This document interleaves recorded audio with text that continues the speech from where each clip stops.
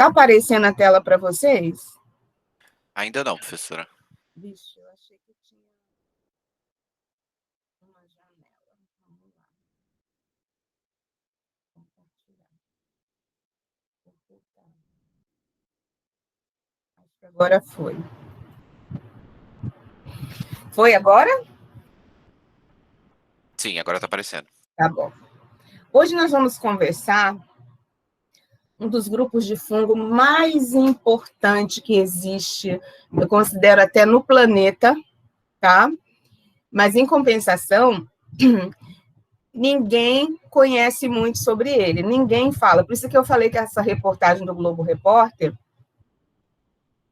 ela está muito boa, porque o pessoal do Globo Repórter procura muito cientista, muita pessoa para informar. Se eu não me engano, teve uma reportagem essa semana, não me lembro aonde, que dos pesquisadores que estão lá falando nessa reportagem do Globo Repórter aparece sozinho falando sobre ele. Não sei se foi fantástico, alguma coisa assim. Ele faz parte do filo Mucurumicota, daí eu vou contar depois a trajetória dele de mudança de nome, e é um subfilo chamado glomeromicotina. Por que eles chamam de glomeromicotina? Porque simplesmente esses esquemas que estão aqui na imagem aqui, é o esquema de uma estrutura reprodutiva de um esporo ligado numa hífa, aí vem outro esporo ligado numa hífa. Então, essa ligação aqui, eles consideram muito semelhante a glomérulos, uma expressão biológica.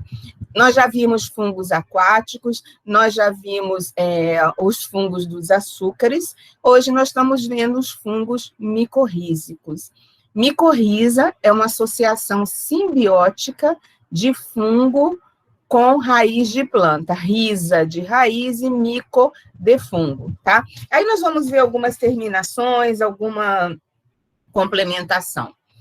A maioria das pessoas que estudam micorriza geralmente são agrônomos. Por que são agrônomos? Porque se a planta que ele vai utilizar como um empreendimento agropecuário, ele não conhecer a micorriza, ela não se desenvolve.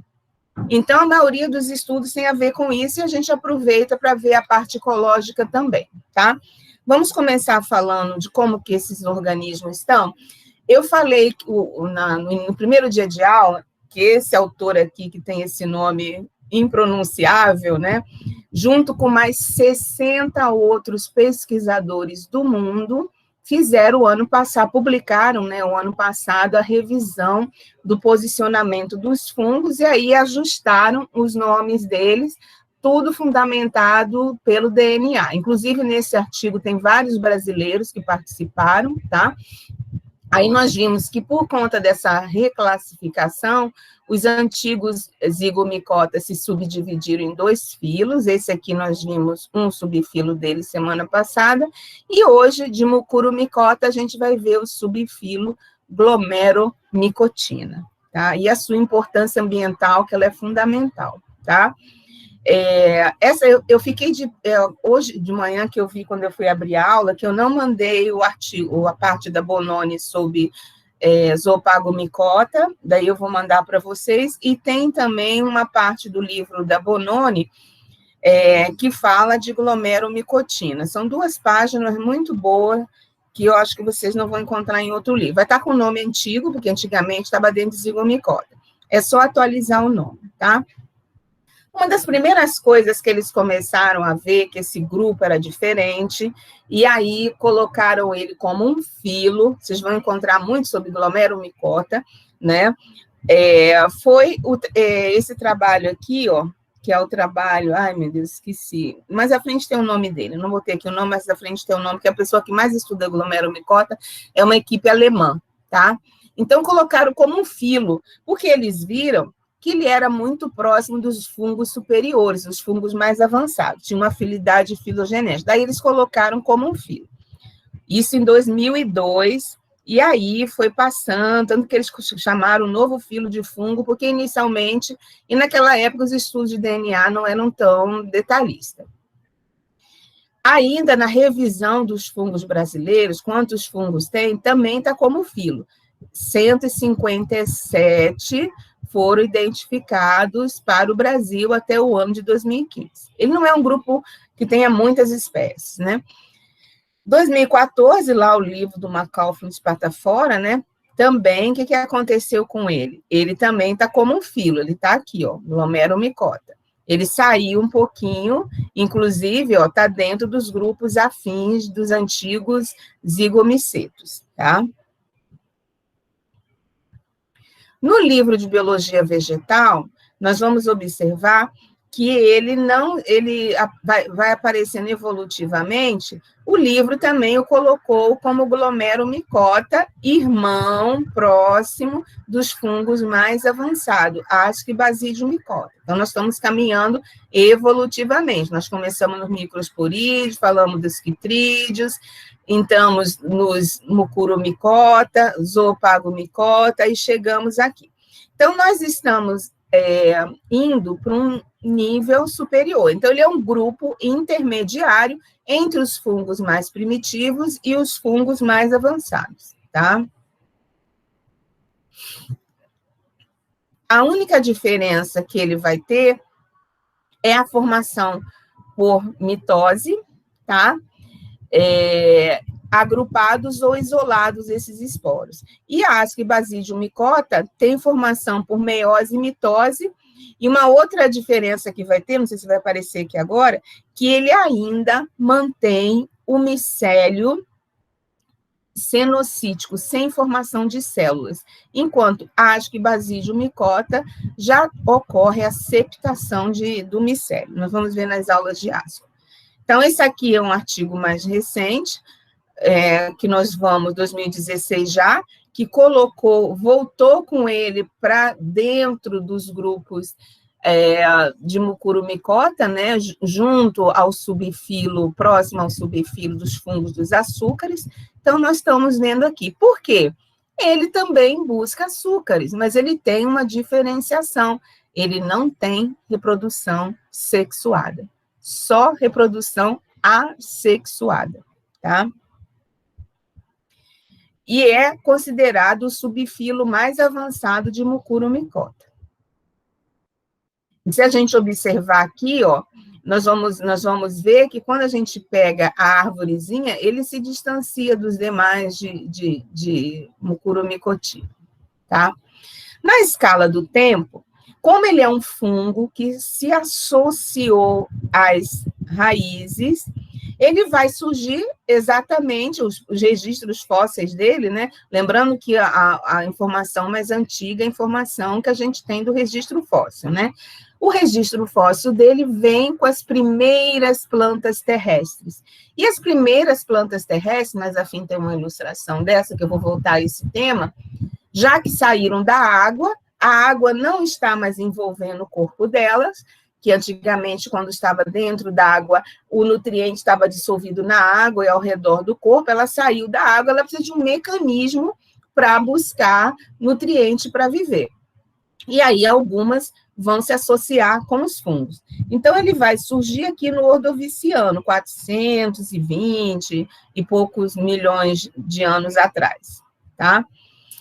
Aqui está o nome do autor, Schlussler, Schwarzwald e Walker, 2001, que fez aquele estudo que eu falei, que colocou ele dentro do glomeromicota. Então, agora, a gente já pode começar a chamar de subfilo, glomeromicotina, a partir do ano de 2016, que o DNA rebuscou.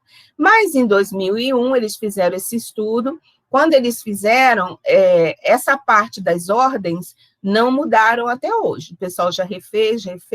Então, a gente sabe que glomeromicotina é composto por 4 ordens, mas a maioria das informações que a gente tem no livro vem da ordem Glomeralis, tá? Então, quase tudo que eu vou falar aqui, que são as informações, vem dessa ordem Glomeralis, tá? Então, toda vez que você vê, inclusive, acho que no livro da Bononi vai estar isso, quando ela fala em glomeralis, dali para cima os níveis foram mudando, era filo, voltou para subfilo, né? Mas de ordem para baixo está certinho, ok? Então, nós vamos ter essas 4 ordens. E por que Glomeralis é a mais estudada? Porque é aquela que está mais consorciada com as plantas da agricultura, né? O dia que a gente puder estudar ciência básica para poder ter uma interação melhor, a gente vai estudar todas as outras, né? Mas, por enquanto, isso não existe. Quais são as características biológicas e evolutivas? Eu falei para vocês que ele surge aqui, ó, em torno de 405 milhões de anos, junto com as primeiras plantas terrestres, né? As plantas avasculares, né? Antóceros e marcâncias, né? Principalmente. Os musgos, eu já comentei, é uma outra disciplina que eu dou. Os musgos não quiseram fazer consórcio com glomeromicota, eles fizeram consórcio com cianobactérias, tá? Mas as primeiras plantas, os anthocerotófitas e marcantiofitas, e daí para frente, com todos os outros vegetais, esses glomeromicota dentro da árvore evolutiva foram importantíssimos. Se não existir glomeromicotina, 70% das plantas das nossas matas não existem, porque elas não conseguem tirar nutriente do solo sem os fungos. A gente tem 90% das plantas que são terrestres, 10% ou são aquáticas ou são epífitas, e aí não vão precisar da raiz. Mas algumas aquáticas também têm glomeromicota, que a gente vai ver aqui hoje também. Então, quando se pensa em conservação de ecossistema, além da gente pensar qual é a quantidade de área que é necessária e representativa para esses ambientes, a gente tem que pensar no subterrâneo do solo, na internet da floresta, como eles são conhecidos hoje em dia, porque um fungo micorrízico, além dele buscar nutriente para planta com a qual ele está associado, ele protege essa planta, ele conversa com o fungo da planta do lado e trocam submetabólitos. Se a planta acha que aquela planta é inimiga, eles acabam matando aquela planta. Lá no videozinho que eu mandei para vocês, tem um pedaço que a planta distribui informação, tipo assim, não gosta daquela planta, então pega todos os resíduos dela, passa para aquela planta e a planta morre. Ele repassa informação, se uma planta tem uma praga, ele repassa a informação bioquímica, que aquela planta está atacada por uma praga, e aí a outra planta que recebe essa informação vai se proteger bioquimicamente o suficiente para não ser atacada. Então, quando se fala em conservação de área, se a gente não pensar nos fungos micorrízicos, a gente não tem conservação de área. Essa história de abraçar árvore na rua, não sei aonde, isso aí é só para fazer o lúdico com a sociedade. A gente tem que pensar no subterrâneo da floresta, porque eles estão ali embaixo, biorremediando os compostos que são ruins para as plantas e fazendo com que essa planta possa sobreviver. Se alguém tiver alguma pergunta, pode fazer. Aqui é só para mostrar os primeiros fósseis, né, que existem. 90% das plantas, eu já antecipei, tem alguma associação micorrízica. Quem não tem associação micorrízica é epífita ou aquática, tá? Mas as terrestres todas têm que ter. Desses 90%, 70% é o que a gente chama de endomicorriza, mas à frente a gente vai ver, que são os fungos que penetram bastante dentro da planta, tá? Por isso que é endomicorriza, porque os outros são ectomicorriza, ok? Então, nós vamos conversar sobre glomeromicotina, que ele cresce bastante dentro da raiz das plantas. A micorriza, como eu já antecipei anteriormente, ela é uma simbiose da planta com o fungo. Então, eu tenho glomeromicotina, que é o subfilo, e tenho 2 filos, como eu já falei para vocês, de basídeo e ascomicota. Primeiro lugar de micorrização é glomeromicotina, levando 70% das plantas que têm micorriza. Segundo lugar, basídeo micota. Terceiro lugar, ascomicota. Por isso que quando eu falei que na reportagem ele mostrou lá o cogumelinho, né? Porque é o que é visível para ele. Porque esse primeiro filo aqui, ele é invisível.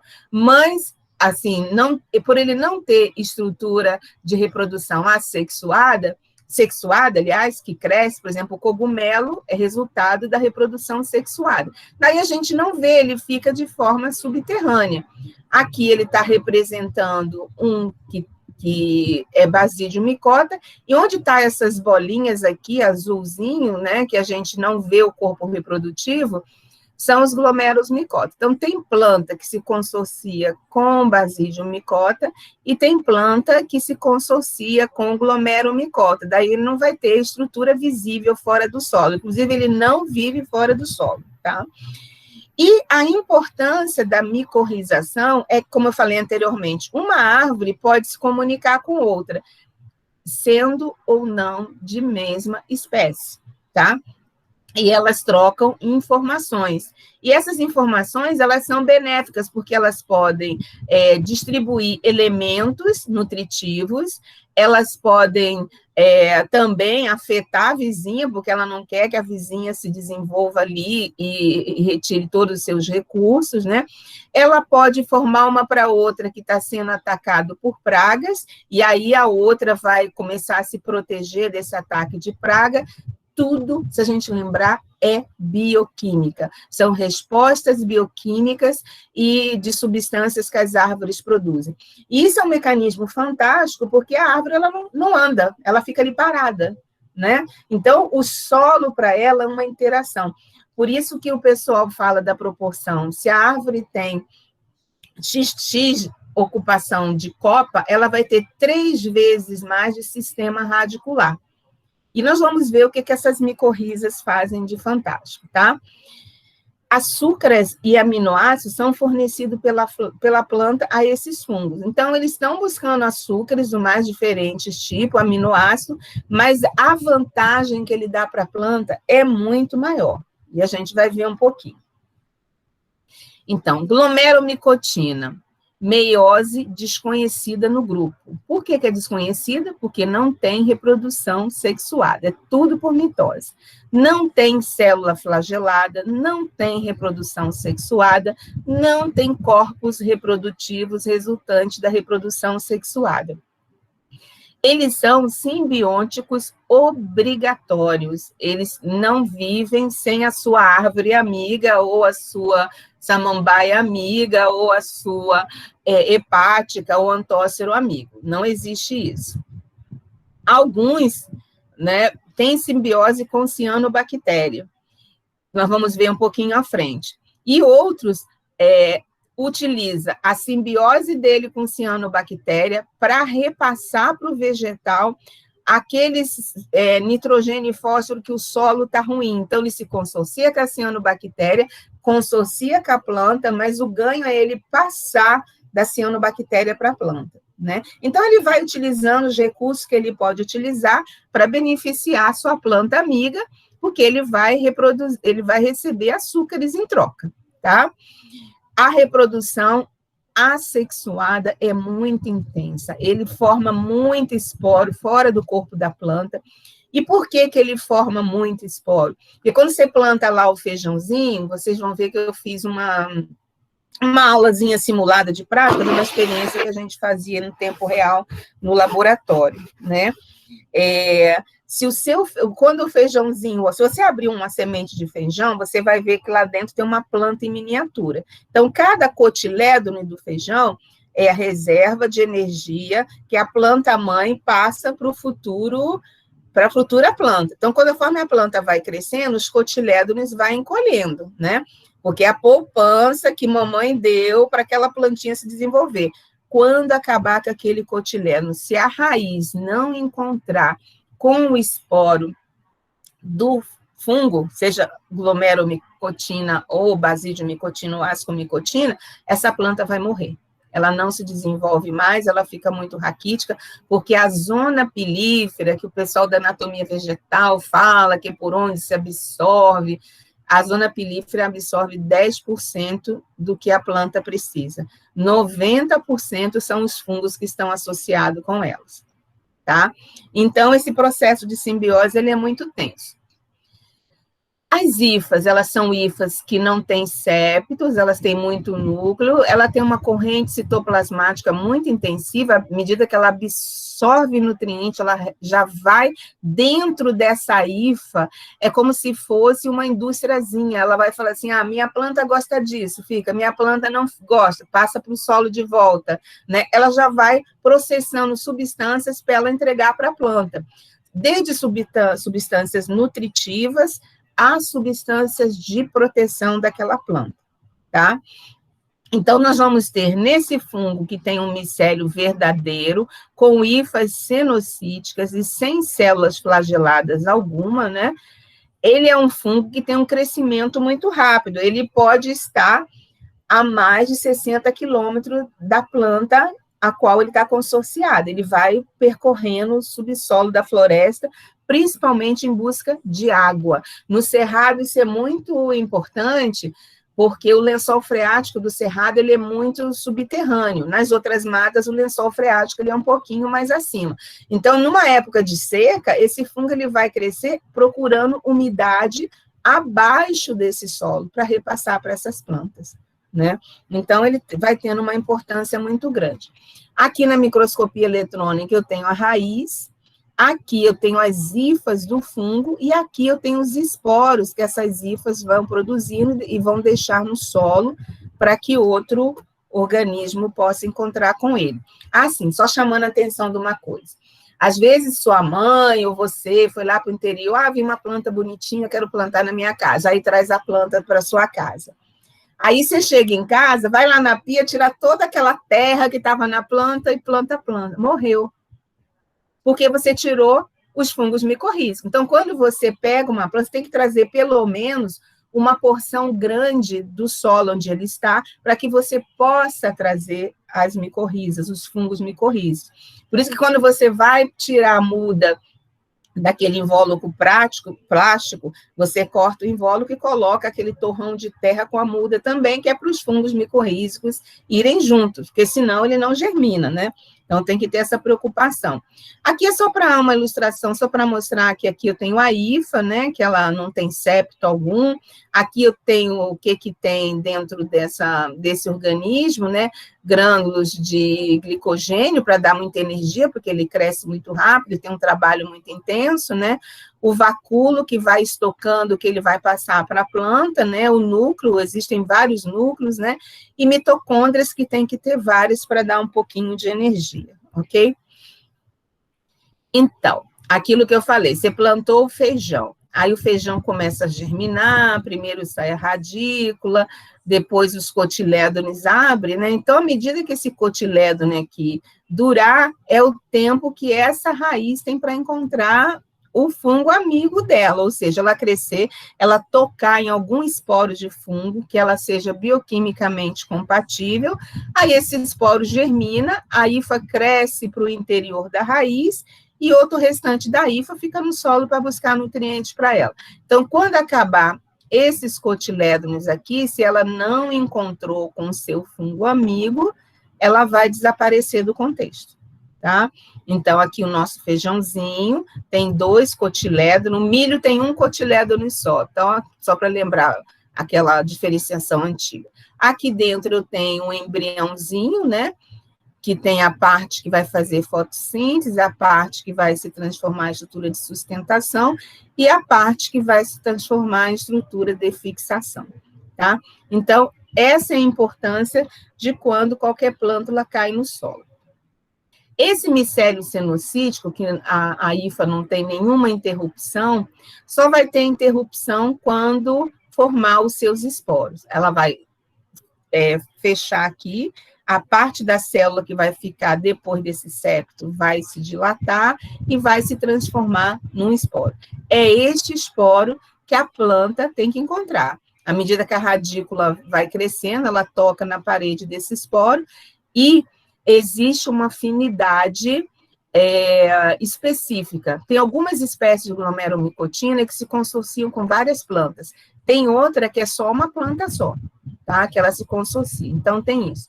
Então, esse micélio forma muito esporo no solo, mas muito. Ele vai crescendo, formando esporo, crescendo, formando esporo e deixando no solo. Esses esporos podem durar 25 anos no solo, tá? Essa interação com o solo tem a ver até onde esse micélio vai percorrer, tá? E outra coisa, à medida que o micélio cresce, ele se distancia da planta, ele vai entrar em contato com o solo e com outras substâncias químicas que estão dissolvidas na água desse solo. Caiu uma chuva, aí é como o açúcar, você bota o açúcar na água, a água fica açucarada, né? Todos os componentes que estão nesse solo, a grande maioria vai ser dissolvido na água.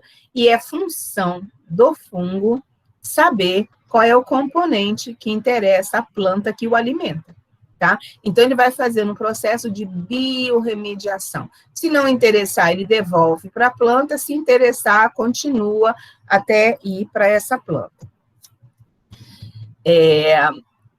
A interação mais intensiva ocorre entre as leguminosas, por isso que a gente vê que as leguminosas crescem bastante, as gramas, né, as gramíneas, que por isso também cresce bastante. Mas, subterraneamente, glomerulomicotina pode estar interagindo com uma gramínea e com uma planta, né? Se você observar, a gramínea sempre ela não cresce muito junto à planta, ela cresce com muita distância. Quem determina isso é o fungo, que faz o processo de micorrização, nesse caso aqui, glomerulomicotina. A função dele é crescer até chegar no lençol freático, né? E aí ele vai captando e vai interagindo com outras plantas, plantas herbáceas, graminoides, né? E a árvore, eles vão subterraneamente interagindo, tá? Não sei se vocês já viram um transplante de árvores, né? No Brasil não é muito comum fazer, mas na Europa, Estados Unidos, que já não tem muita vegetação, o pessoal, quando vai mudar praça, alguma coisa, eles retiram todas as árvores e colocam. Em Goiânia é fácil a gente ver quando o pessoal vai plantar palmeiras. Eles já compram a muda adulta da palmeira para levar para as praças, para as ruas, né? E aí, embaixo da planta, eles recolhem todo um solo que está aqui, colocam um fraldão aqui, uma lona, e leva essa planta inteira com as suas micorrizas para o outro lugar para onde ela vai. Porque se não fizer isso, ela não vai, tá? Antigamente chamava tudo de rizosfera. Hoje em dia, eles chamam só de rizosfera a planta e o fungo que sai dentro dela nas imediações próximas à raiz. E eles chamam de micorrizosfera aqueles fungos que saem de dentro da planta, mas eles se afastam a longa distância dessas plantas para buscar alimentos para essa planta. Mas nos livros antigos, eles chamam tudo de rizosfera, tá? Que é o ambiente onde esses fungos habitam e buscam nutrientes para as plantas. Se for próximo das plantas, rizosfera. Se for a longa distância dessas plantas, eles já colocam como se fosse uma micorrizosfera, tá? Até aqui está tudo ok? Alguma dúvida? Até agora está tranquilo, professora. Tá. Então, vamos lá. Por que ele vai chamar de endomicorriza? Porque, dentre os grupos de fungo que formam essa associação simbiótica, glomerulomicotina, ele cresce bastante dentro da planta, e os outros não. E a gente vai ver qual é essa importância. E também liberam bastante esporo no solo, por isso que ele é o grupo que mais se consorcia com as outras plantas, porque ele libera muito esporo e dentro do solo. Evolutivamente, ele foi tendo uma conversa bioquímica com essa planta, né, mostrando quais é as vantagens, porque quando a gente fala de simbiose, a gente acha assim, a planta encontrou, resolveu, ficou. Não, existe processos de erros e acertos evolutivamente, né, às vezes tem plantas que a gente vê através dos tempos, que ela se consorciou com Basidium micota, depois ela se consorciou com Ascomicota, e hoje ela se consorciou com o glomerulomicotina, que para ela foi muito vantajoso. Então, são processos evolutivos que vão ocorrendo ao longo do processo. Aqui está, essa foto é do livro de Biologia Vegetal, esqueci de botar aqui a autoria. uma gramíneazinha pequenininha, uma pequenininha. E aí, olha o tamanho do processo de micorrização. Como eu falei no início, às vezes é 4, 5 vezes a extensão que está fazendo fotossíntese. Então, eu tenho próximo à raiz da planta a rizosfera e se afastando a micorrizosfera.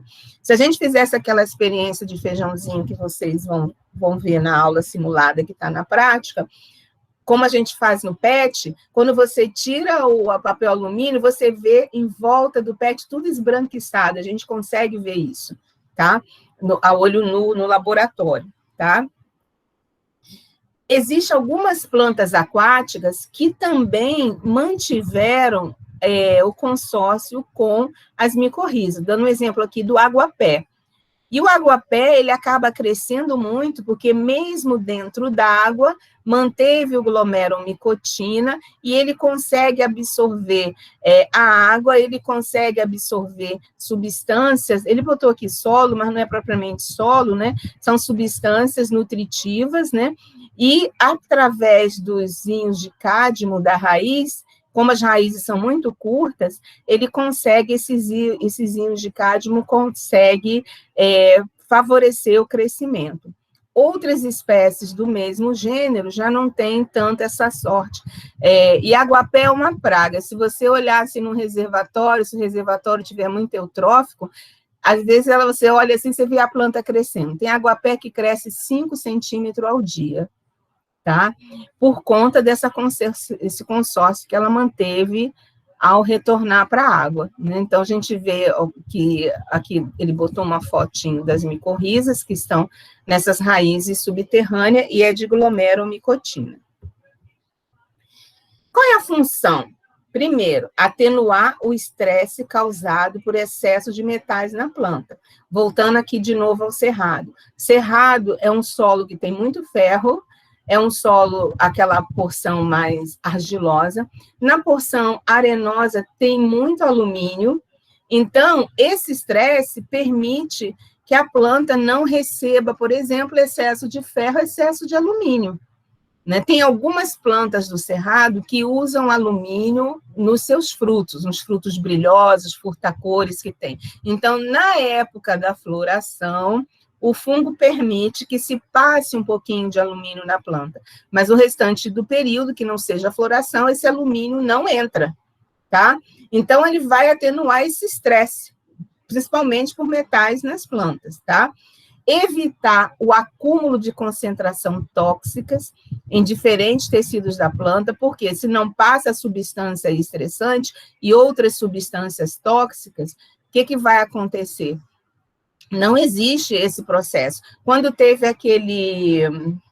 o desastre lá de Mariana e Brumadinho, Mariana porque foi mais antigo, o pessoal começou a utilizar plantas que fizesse biorremediação de substância tóxica para tentar recompor vegetação.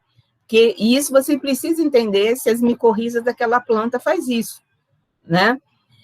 E a biorremediação de compostos dissolvidos na água, no solo, que sejam danosos a essas plantas.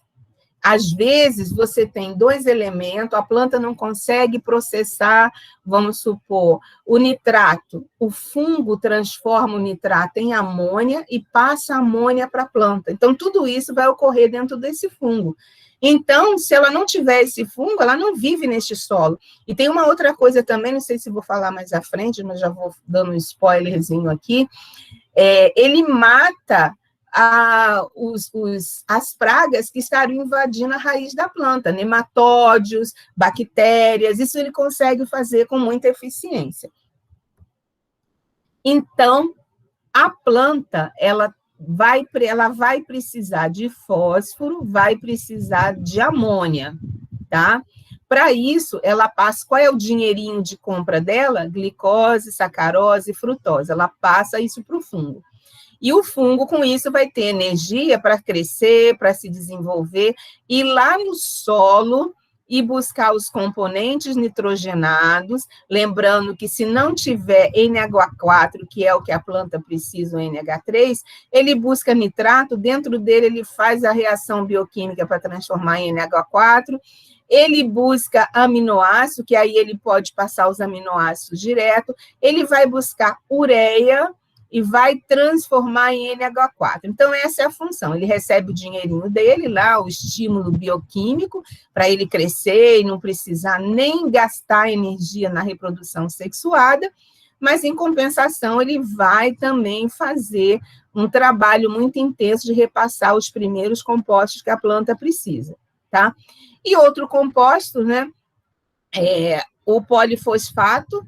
A planta precisa de polifosfato, mas se o fósforo estiver sozinho no solo, ele vai pegar o fósforo, vai transformar em polifosfato e vai passar para a planta, tá?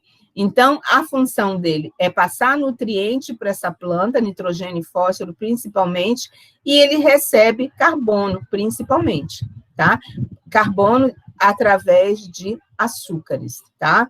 Então, nós vamos ver que isso são substâncias que vão ser importantes para esse fungo, que ele não vai se preocupar em se alimentar, porque ele está sendo alimentado. Em contrapartida, ele faz uma coisa que é muito fácil para ele fazer com o seu citoplasma, tá? Que é fazer essa maquinaria aqui toda funcionar. E isso a gente vê também que tanto a planta quanto o fungo eliminam algumas substâncias que a gente chama de exudato, que são substâncias. Por exemplo, a planta e o fungo eliminam exudato no solo. Esses exudatos, eles podem ter resíduos de nitrogênio, fósforo e carbono, e esse fungo pode fazer o processo de transformação novamente, reaproveitar disso. Então, com micorriza, o solo é muito mais otimizado e não tem muitas perdas. Professor, Entendido isso aí, essa função desse diagrama?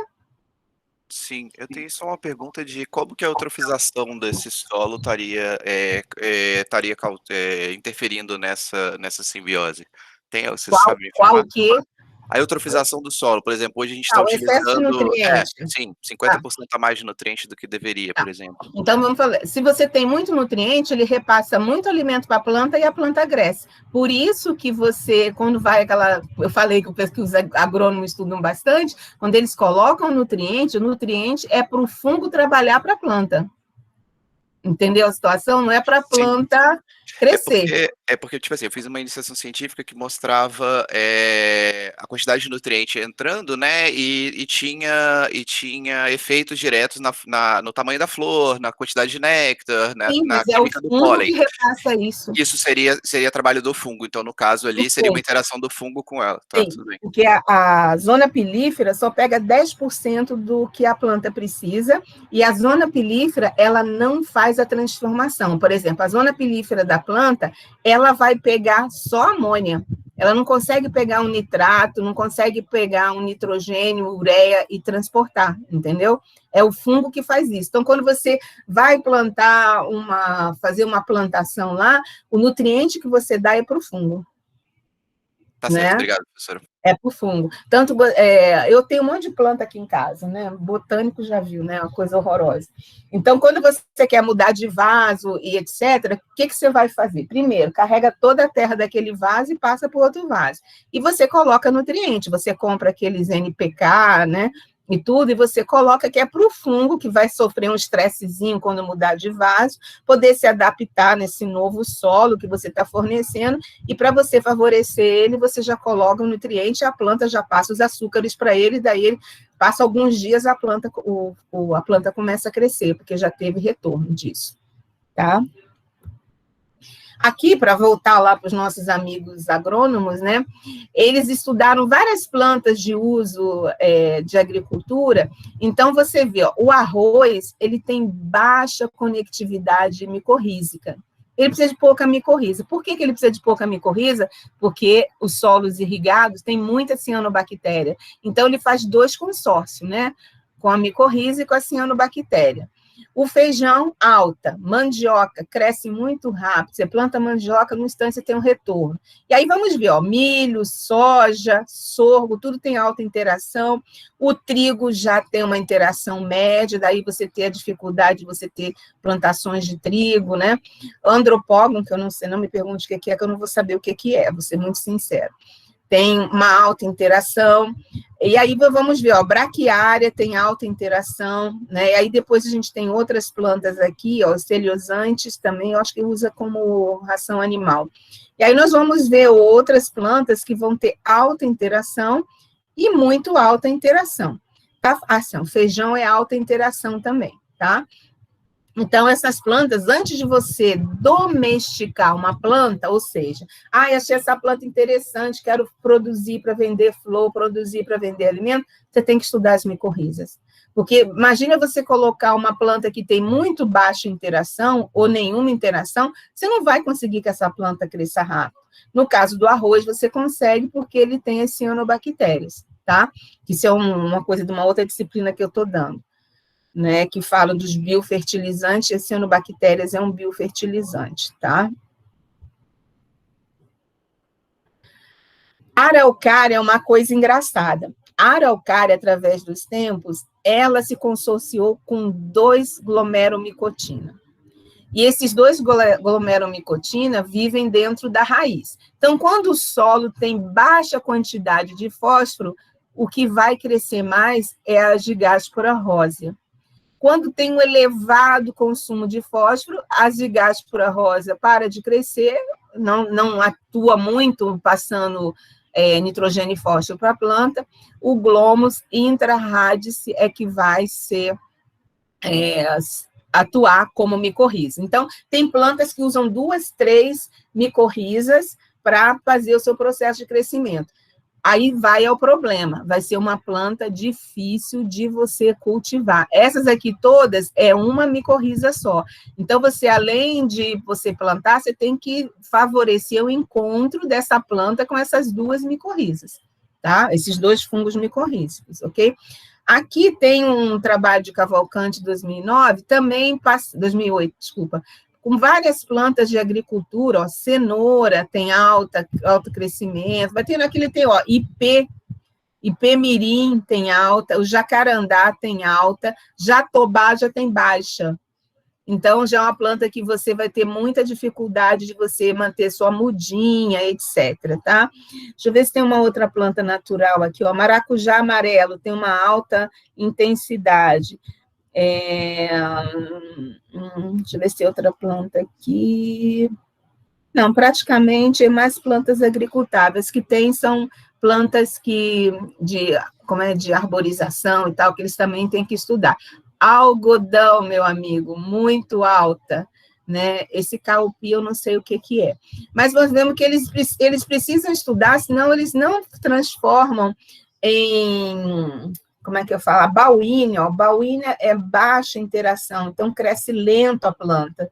Cacau já é alta, né? Café também é alta, e o capim braquiária já é baixa. Então, o que acontece? Você precisa arborizar uma cidade, você precisa recompor uma mata, fazer o processo de crescimento. Acho que domingo passado, acho que no Globo Rural, passou um senhor que há 30 anos atrás ele plantou mudas e ele fez um parque horizontal em São Paulo. Ele plantou assim, no sentido de não conhecimento. Isso, hoje em dia, para você, eu quero recompor uma área, qual é a micorriza dessa planta? Porque senão ela não vai crescer. Qual é o solo que essa planta está melhor adaptado?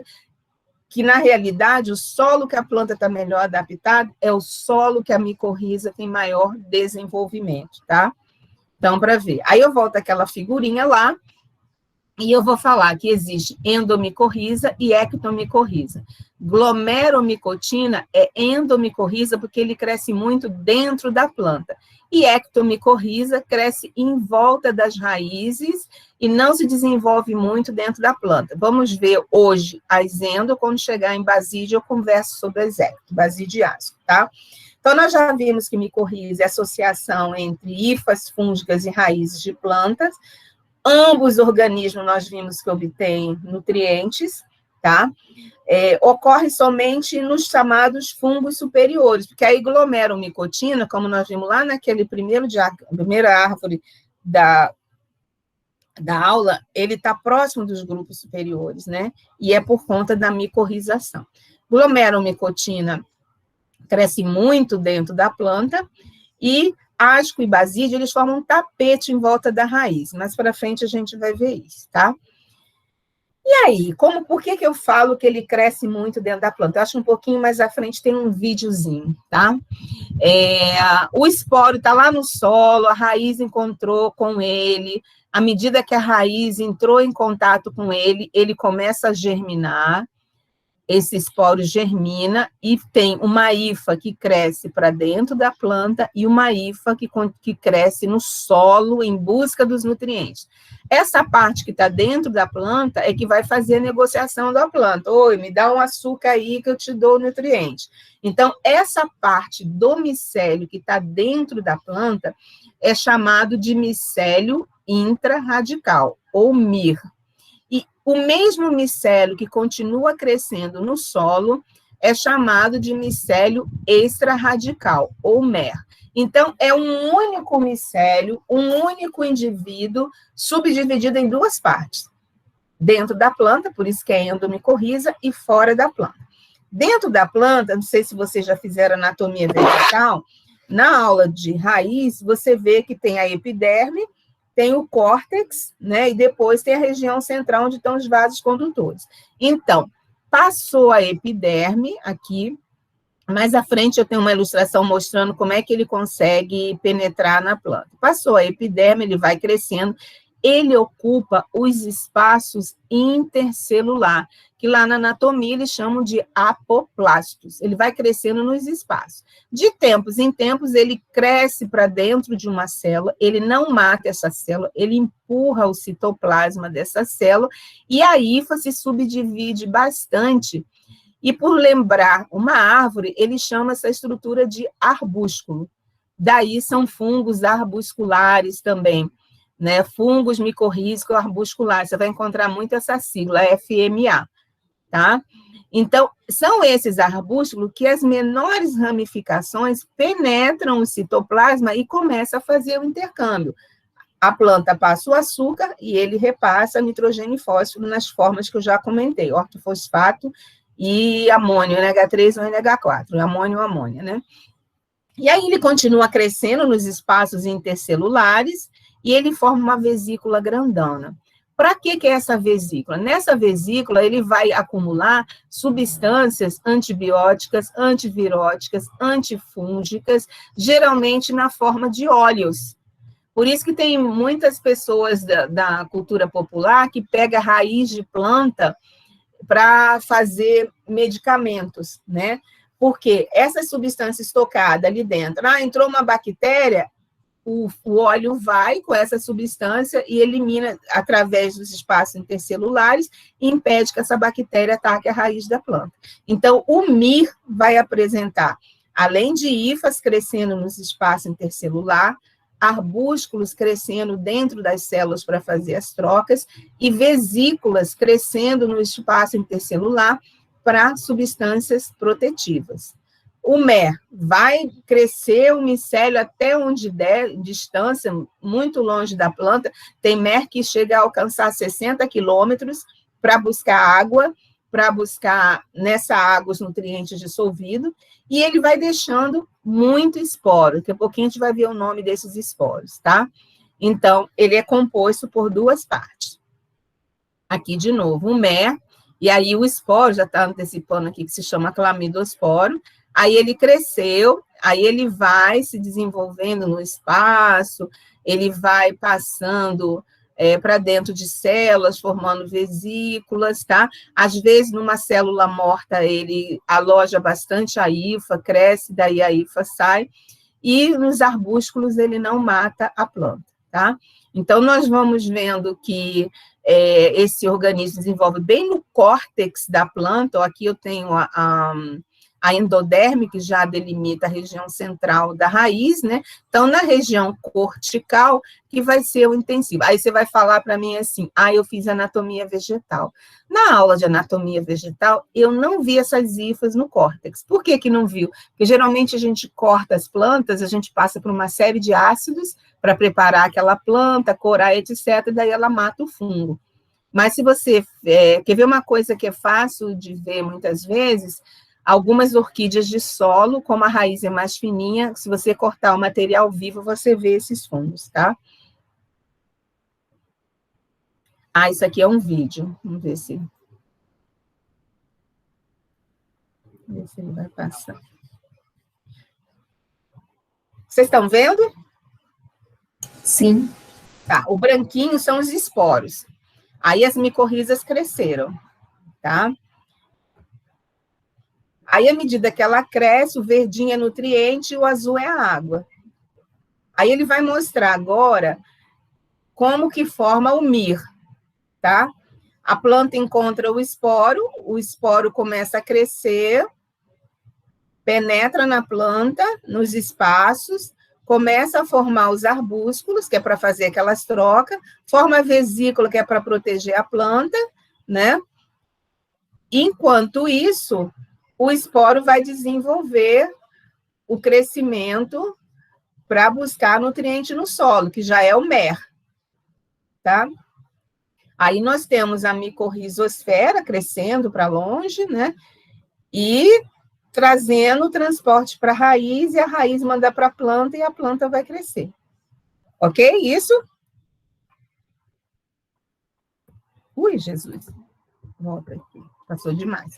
Então, quando a gente corta uma planta viva, a gente consegue ver do lado de dentro, essa coisa toda esbranquiçada aqui é o mir, né, assim, numa visão mais macroscópica, e essa porção mais escurecida aqui é o mer. Quando a gente faz a prática do feijãozinho, a gente vê com muita facilidade o mer, e com uma dificuldade um pouquinho maior, porque os recursos lá do nosso laboratório para a aula, eles não são muito fáceis, mas às vezes a gente vê o mir também. Mas o mer a gente vê bastante, tá? Então, aqui eu tenho dois tipos de micorriza. Lembra que eu falei que tem ectomicorriza basidiácea? Porque ela cresce muito fora da raiz, forma um tapete, tá? E cresce pouco dentro da planta.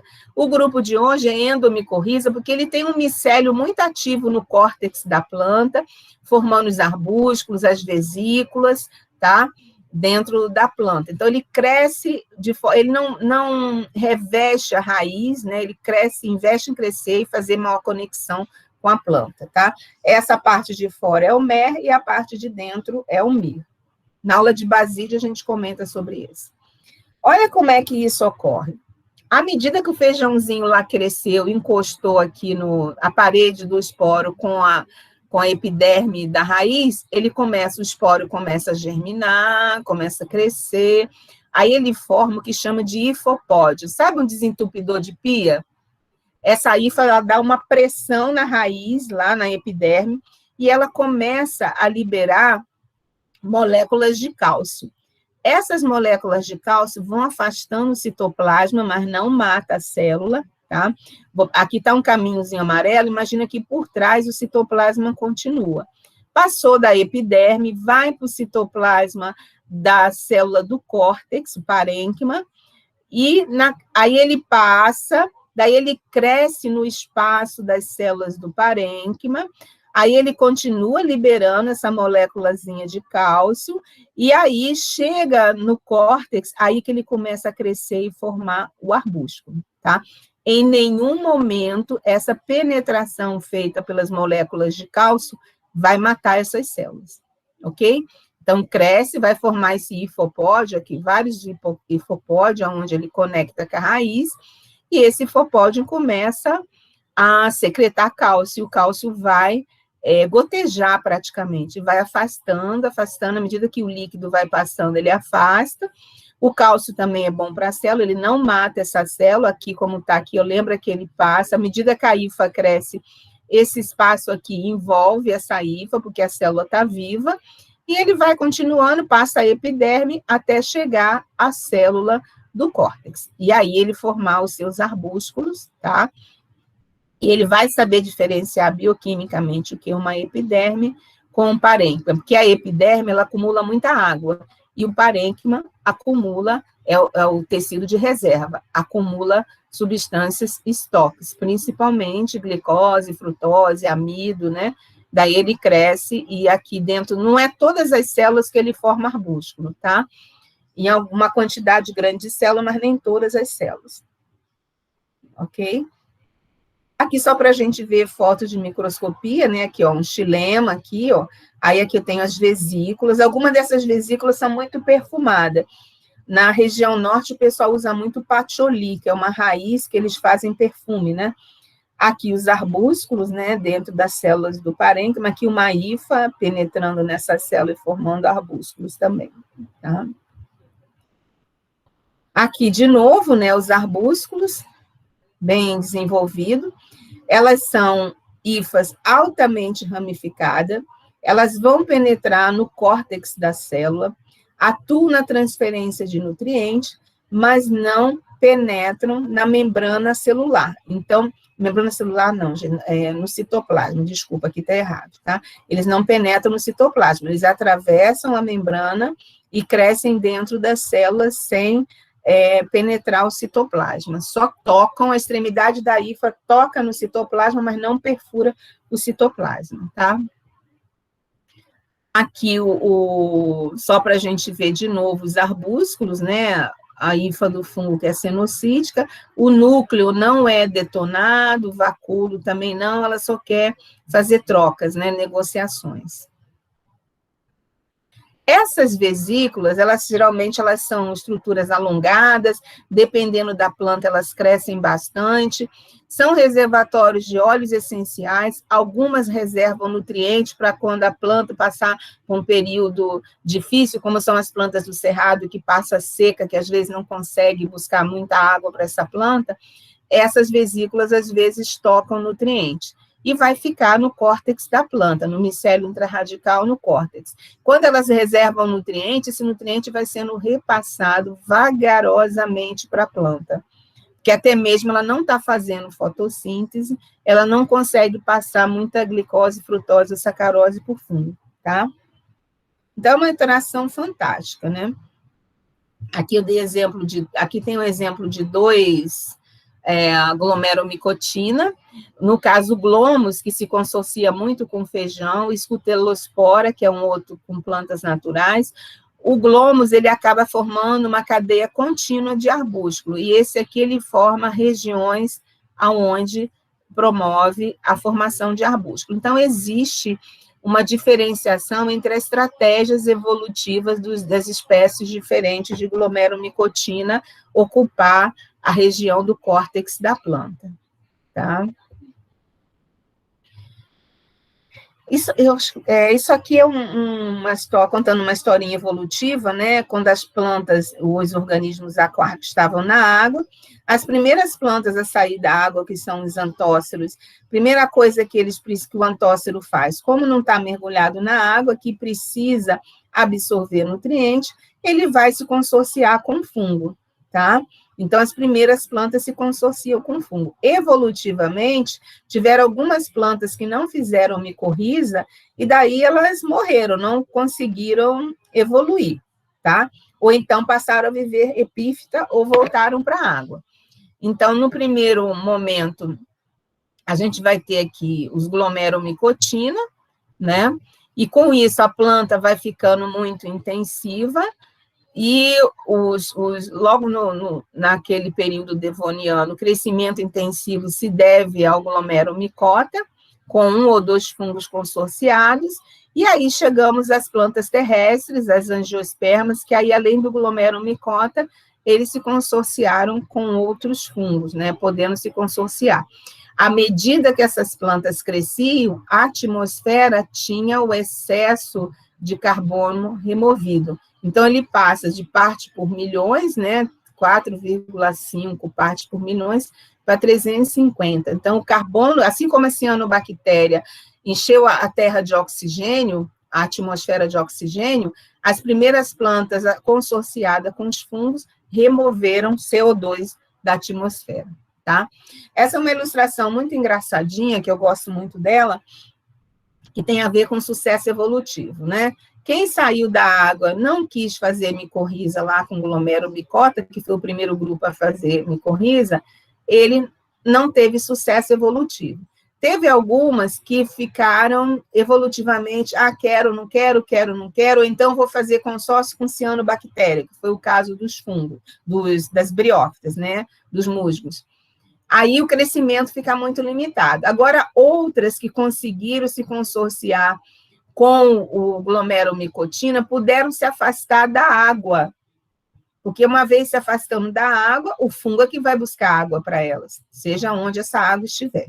Ok? Para baixo ou para lateral, é o fungo que vai buscar. Então, o sucesso evolutivo da vegetação, como nós temos hoje, você pensar numa floresta, num cerrado, numa mata-galeria, numa floresta amazônica, você imagina, uma loucura. Então, nós vamos ver que os glomerulomicotina foram os primeiros a se consorciar com as plantas, né? Aí nós vemos aqui as plantas avasculares, né? E depois foi se consorciando com outras plantas. Quando chegou nas angiospermas, magnoliófitas, né? E gimnosperma, aí entrou, principalmente magnoliófitas, ou magnolioides, né? Eudicotiledônia, etc. Quando chegou nessas duas que o basídio e o ascomicota entraram. Então, até aqui, até as gimnospermas, são os fungos arbusculares. E aqui, além dos arbusculares, né, dos glomerulomicotina, vai ter outro tipo de fungo se consorciando, tá? Lembrando de novo, os musgos não têm micorriza, ok? Simbiose com cianobactéria. Esse gênero de fungo geossífon, ele é muito estudado. O que o geossífon faz? Ele faz uma vesícula enorme e a cianobactéria fica morando aqui dentro, tá? O gênero Nostoc, que é uma colônia. Então, dentro dessa vesícula, a cianobactéria se desenvolve e aí repassa para ele também o que ele precisa. E quando o solo é muito ruim, ela repassa para ele nitrogênio, e ele repassa esse nitrogênio para a planta. Então, ele pode ficar só com a cianobactéria, o branquinho aqui são as hifas de fungo, e aí eles formam uma vesícula para a cianobactéria crescer, ou ele pode utilizar a cianobactéria para repassar nitrogênio num solo pobre de nitrogênio para a planta, porque a gente sabe que algumas cianobactérias fixam nitrogênio do ar, nosso que principalmente tem uma célula especializada para fixar nitrogênio do ar. E aí, essas vesículas, né, com as cianobactérias, às vezes você vai numa mata, que você olhar muito atentamente, não são muito grandes, né, mas um milímetro, não, 10 milímetros, 1 centímetro até 5 centímetros elas crescem, a gente consegue ver elas saindo do solo, e o fungo ali repassando isso para a planta também, tá? Aqui, ó, essa vesícula do geossífon que ele faz, tem muito vacúolo aqui, ó, aonde vai a célula da cianobactéria vai repassar elementos, esse vacúolo vai passando para a hifa, e a hifa vai. Então, essas vesículas, no solo, o fungo está assim, aí ele envolve o filamento da cianobactéria. Quando ele segura o filamento da cianobactéria, ele vai formar uma vesícula em volta desse filamento e criar ela aqui, como se ele estivesse fazendo um aquário e criando um peixinho lá, tá? Ele vai criar ela aqui, repassar alguns nutrientes que ele pega no solo para ela e receber os açúcares e nitrogênio que a célula, essa célula que está aqui, que é um heterócito, fixa o nitrogênio do ar e transforma em amônio, tá? E aí ele recebe, fica com um pouco para ele e repassa para a planta também, tá? Pode fazer isso. Aqui a gente tem, ó, a planta, que tem simbiose com o fungo, aquelas trocas que a gente já viu, e o fungo que tem simbiose com a cianobactéria. Então, o que vai acontecer? A cianobactéria vai passar sucrose para esse fungo, a planta também vai passar sucrose para esse fungo, e aí ele vai repassar muitos compostos para essa planta, vai receber e vai buscar do solo também, tá? E para a gente ir finalizando, vamos para saber como que esses fungos se reproduzem. Reprodução gamética não existe, tá? A fissão binária nesse grupo é igual de mucuromicota. À medida que o núcleo duplica, o citoplasma em volta dele duplica, daí ele vai crescendo. Ou à medida que você fragmenta, você foi lá, foi pegar a sua mudinha, você meteu a pá lá, você pode estar fragmentando, mas se você trouxe uma quantidade suficiente, aqueles fragmentos vão continuar desenvolvendo, tá? E o brotamento quando alguns deles têm, na hora que germina, tem um desenvolvimento leveduriforme, mas muito raro, tá? O forte desse grupo, reprodução assexual, produção de esporos. 2 tipos de esporo, clamidósporo e esporocarpo. Esporocarpo, quando tem esse nome carpo, sempre você pensa em revestimento, tá? Uma coisa mais estruturada. São esporos que são fusionados, tá? E a gente vai ver os 2 tipos de esporo. Aqui, só para mostrar como é que essa hifa cresce no solo, uma hifa cenocística que vai crescendo à medida que os seus núcleos, a extremidade branquinha aqui, ó, é porque está recebendo e fazendo conexão com os nutrientes, tá? Ó, só para a gente ver de novo.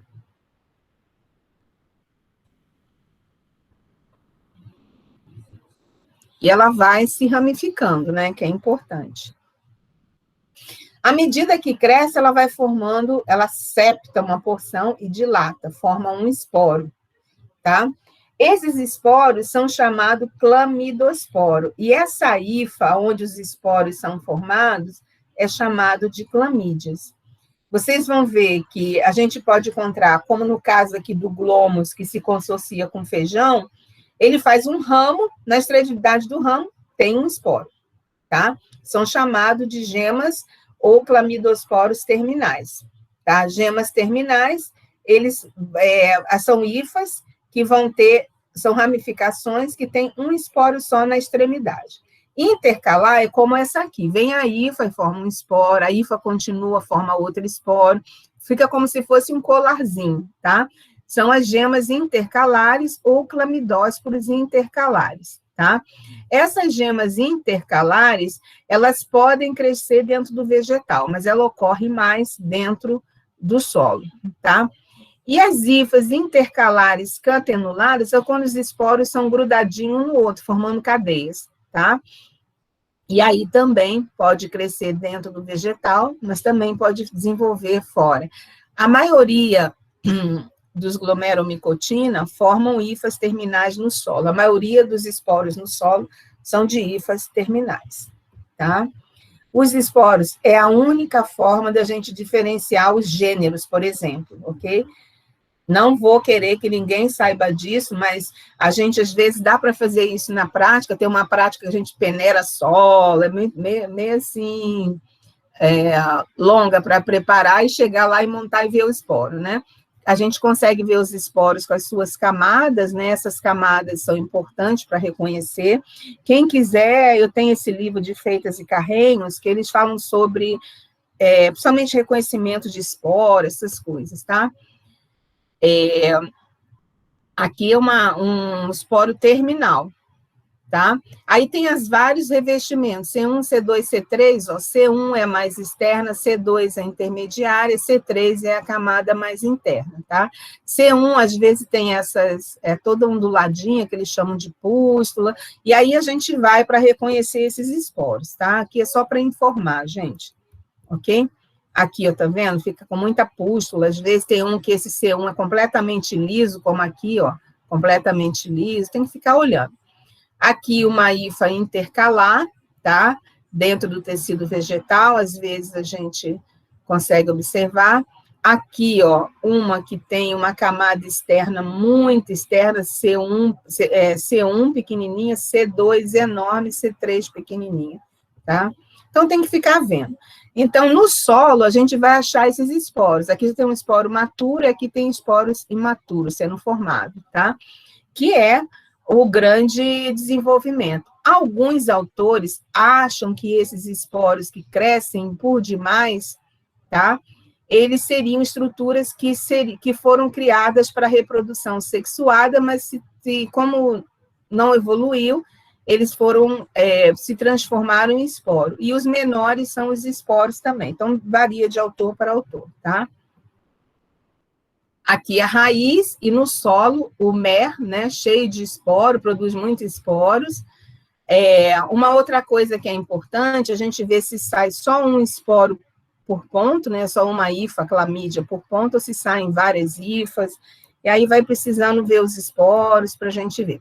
Eu amo essa foto, que essa foto a gente fez uma atividade no curso de verão de 2018. Essa foto é de um glomus, né?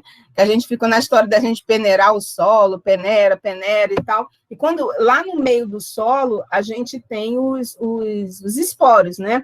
Isso aqui foi a foto da Ana Flávia e da Bárbara Fonseca, né? Que as duas, se não me engano, já terminaram. A Bárbara, a Ana Flávia, eu fui no TCC dela agora em dezembro. Então, elas estão pelo menos uma já terminou. A gente fez no curso de verão, a gente trouxe solo de vários locais de Goiânia, né? E Aparecida de Goiânia, solo lá do campo, os meninos trouxeram solo do centro da cidade, então cada grupo foi lá, peneirou, e essa foto a gente tirou no microscópio lá da nossa sala de aula, né? Então, a gente viu a hifa, que é a clamídia, na extremidade a gente tem o esporo, com a parede mais lisinha, e dentro a gente tem um citoplasma que está numa fase estacionária, né? Então, no caso, isso aqui é uma hifa, um clamidócito terminal. Essa aula é legal a gente ver os esporos, mas até chegar ao esporo é muita ralação, viu? Aqui, só para a gente ver os esporos atuais, e aqui, ó, os esporos fósseis, tá? Que os especialistas conseguem associar, reconhecer dos esporos, a diferença. Esporocarpo. O que é um esporocarpo? É um agregado de esporo. Ele tem, ó, um esporo aqui, outro esporo, os esporos são fusionados um ao outro e depois revestido por uma camada de hifas, tá? Eles geralmente são arredondados, isso aqui que já cortou, aí eles ficaram assim. Geralmente eles são arredondados, né? Alguns têm uma hifazinha prolongada, os esporos são na extremidade, e outro esporo é bem crescido. O que importa? Eles são agregados e fusionados, são como se fosse aqui uma laranjazinha, né? Gomos de laranja. Então, são esporos, são vários esporos agregados e que ficam no solo. Aquela araucária que eu falei se consorcia com um tipo desse aqui e se consorcia com um tipo desse aqui, ó, o glomus e a caulosfera. Tá? Esse aqui também já foi a Sabrina e o Samuel, que a gente encontrou aqueles esporocarpos, vários no solo também. Essa fotinha não ficou muito boa, mas no microscópio melhor ela fica melhor, tá? Esse já foi no 2017 do pessoal. E agora a gente vai ver aquelas ordens que a gente já viu antes. A nossa aula de hoje, a gente falou bastante sobre glomerales, tá? Aqueles esporos sozinhos, né, na maioria, e nessa ordem aqui que eu tenho aqueles esporocarpos, tá? Mas a maioria das informações é sobre glomerales, eu vou mandar um textinho para vocês. E aí nós vamos tendo dentro de glomerales algumas famílias, que eu preciso ver, o esporo é sozinho, aí o gênero glomus, que é o que se consorcia com o feijão. O esporo, ele tem um saco e depois tem um esporo sozinho. Aqui esse saco é só para estocar nutriente, tá? E a gente vai vendo o tipo de esporos que a gente tem, tá? Então, a gente precisa entender a diferença de produção de clamidosporos e esporocarpos, para a gente entender as famílias, tá? E por hoje, praticamente, é só. Então, antes da gente terminar, só para fazer uma conclusão, glomeromicotina é um subfilo do grupo, do filo Mucoromicota, são fungos que não têm reprodução sexuada, o micélio cresce intensamente, ele cresce na forma externa do corpo da planta para buscar os nutrientes, fazer todas aquelas biorremediação para passar para a planta, e cresce dentro da planta, externo, que é o MIR. O MER vai formar os esporos que ficam no solo, que vai encontrar a semente, depois a plântula, depois que ela germinou da semente.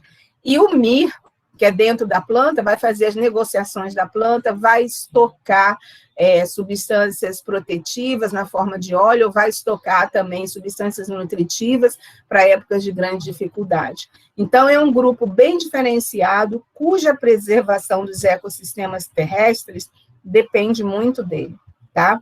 Por isso que ele é chamado, hoje em dia, no popular, a internet da selva, né? Vocês vão ver nessa reportagem do Globo Repórter, que eles apresentam a quantidade de açúcares que é passado da planta para o fungo, eles conseguem ver, e a quantidade de substância, eles dão os quantitativos, que já são pessoas, ele consultou outras pessoas que são mais especialistas, e no videozinho vocês vão ver também a questão de repasse de uma planta para outra, de substâncias que vão eliminar a competitividade no solo, né? Porque se eu preciso mais de sol, por que uma planta vai crescer mais do que a outra e sombrear a outra? Então, eles fazem toda essa interação lá competitiva no solo, e também uma interação muito amigável de fornecer informações e nutrientes para uma planta raquítica ou para uma planta que está com crescimento lento. Então, debaixo do solo, há uma comunicação muito intensiva. Alguma dúvida?